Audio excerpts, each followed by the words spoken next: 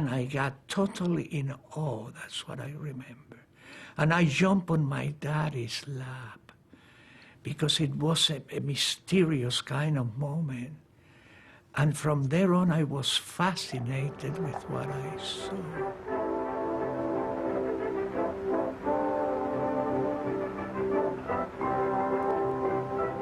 The formulas in those days included a mezzo-soprano at one moment, in front curtain, singing a beautiful song. It included a couple doing beautiful dances. It included all the comics doing funny things. So the magic was interrelated with all sorts of beautiful theatrical things. For more than 30 years, Cesario's company, Le Grand David, has performed shows that recreate the spectacle of magic's golden age. Like many things, entertainment changed, and the big shows became a thing of the past. They were too expensive to mount and perform. And like vaudeville, there just wasn't a demand for that kind of show and that kind of touring on that level.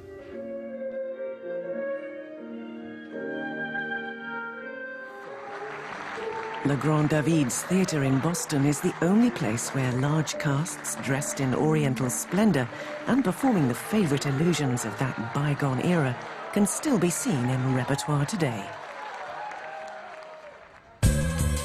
But in the 1970s, large-scale live spectaculars underwent a rebirth in the casino theatres of Las Vegas, where star performers such as double acts Siegfried and Roy revisited grand illusions like the act of levitation.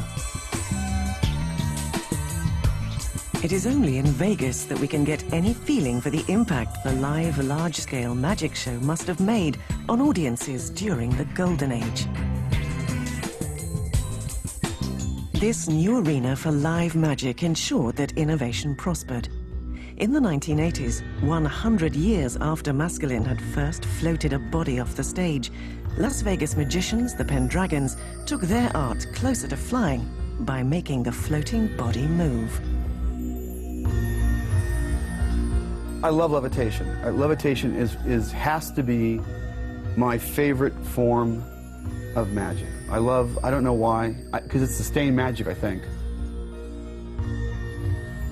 So when we began performing it, instead of laying there stiffly, we came up with this idea to move and to stretch and, you know, like you could just float right off of it. You relax. And I might relaxation. just fall if he doesn't bring me down.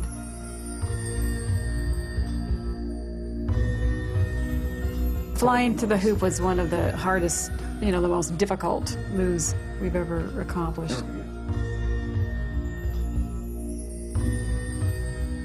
It looks like a clean, simple move, but you can't believe what's going on behind it to accomplish it.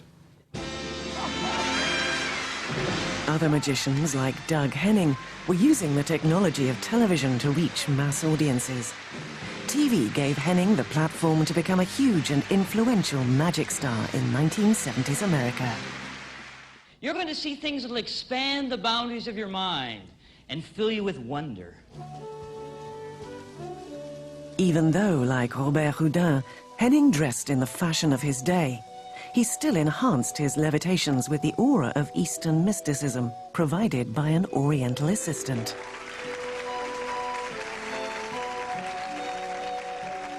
Although Henning's levitations resembled his predecessors, he felt a special affinity to the illusion because of his own hippie sensibility. I wanted to be just like Doug Henning. I mean, that was every kid's dream at that time. And his levitation, the water fountain levitation, was definitely one of the most ethereal and beautiful. The delicate water fountains coming up, the woman, when the water fountains would stop, would just be, you know, dripping water. It was very sensuous. It was very dreamlike. And anyone that's ever seen it will remember it forever. It was a fantastic combination of the elements, because Henning not only suspended a woman elegantly on the rising streams of a water fountain, but when the water fountain subsided and she was left suspended in the air, he passed a fiery hoop over her. This is the idea of the magician playing with the very basic elements.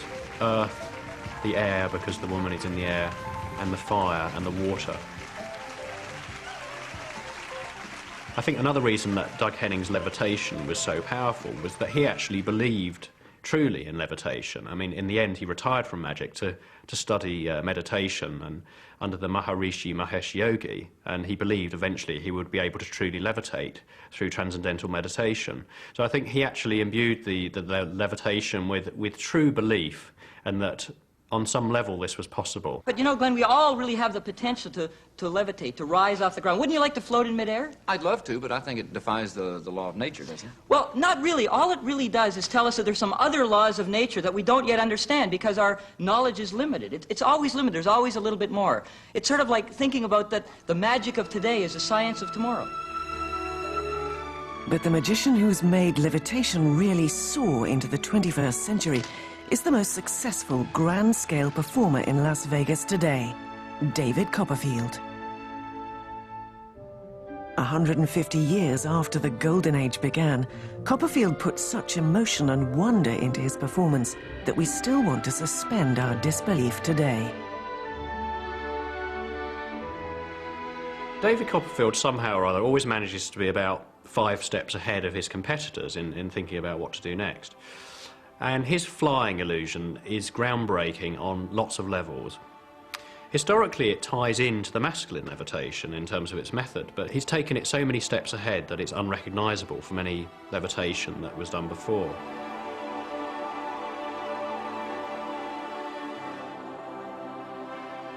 Copperfield has developed a new form of levitation that I had never seen before.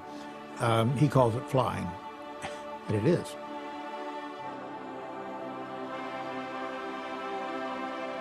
He just spreads his arms and he flies.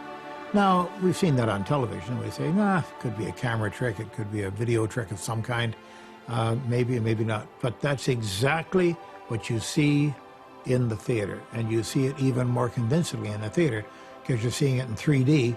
You'll be sitting in the front row and not see anything that people right beside him, 3 feet away from him, wouldn't see. I mean, it's just astonishing. The illusion is so complete and it's so good, he flies. Now, apparently, when he started developing this illusion, he actually researched how people dreamed about flying, in what positions they went into, and how they glided through the air. And I found flying, when I saw it, a very emotional experience. No longer hiding behind a false Eastern identity, one of the greatest strengths of Copperfield's performance lies in the ordinariness of his dress. It could be any one of us. But more than this is the freedom with which he moves through space. Surely this is the ultimate realization of our universal human dream of flying. People want to believe. This is one of those facts that magicians can compromise very easily. In each one of us, there is a desire to be led somewhere, to think that there's something beyond yourself, beyond your understanding. And magicians simply take advantage of that in generally fairly positive ways.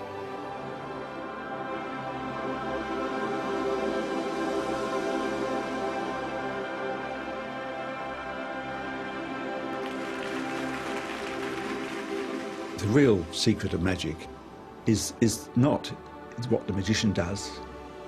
It's what's in the head of the audience, what they're thinking, what they're being led to believe. If you've got a really logical mind, you don't actually enjoy magic that much. If you suspend your belief in the laws of nature, then you will enjoy magic.